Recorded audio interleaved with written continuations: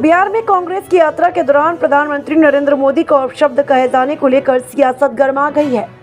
उत्तर प्रदेश सरकार में राज्य मंत्री दिनेश प्रताप सिंह ने कांग्रेस पर हमला बोलते हुए कहा कि प्रधानमंत्री को गाली देना भारत की संस्कृति नहीं। मंत्री सिंह ने कहा कि राजनीति में मतभेद होना स्वाभाविक है, लेकिन मर्यादा और गरिमा बनाए रखना हर किसी की जिम्मेदारी है। प्रधानमंत्री देश के सर्वोच्च नेता हैं और उन्हें अपमानित करने की कोशिश जनता कभी बर्दाश्त नहीं करेगी। यह आचरण कांग्रेसियों के लिए शोभनीय नहीं है। उन्होंने कहा कि उन्होंने कांग्रेस के शीर्ष नेतृत्व पर भी सवाल उठाए और कहा कि यह सब कुछ नेता प्रतिपक्ष राहुल गांधी की मौजूदगी में हुआ, जो बेहद शर्मनाक है। सिंह ने आरोप लगाया कि कांग्रेस आज जन समर्थन खो चुकी है और ध्यान आकर्षित करने के लिए स्तरहीन राजनीति कर रही है।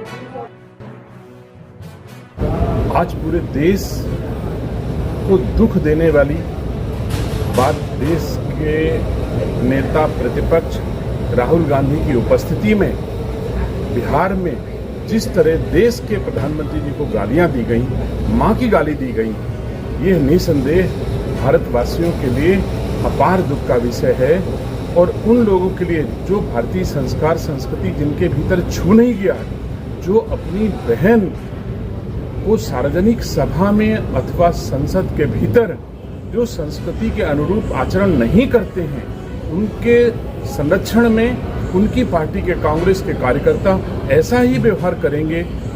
मैं समझता हूं, भले आपने मोदी जी को गाली दी है, आपको भी मां है, मां से बढ़ के इस धरती पर कुछ नहीं होता है। आप और आपके कार्यकर्ता अगर मां की गाली मोदी जी को देते हैं तो वो गाली तो आपके मां पर भी लागू होती है।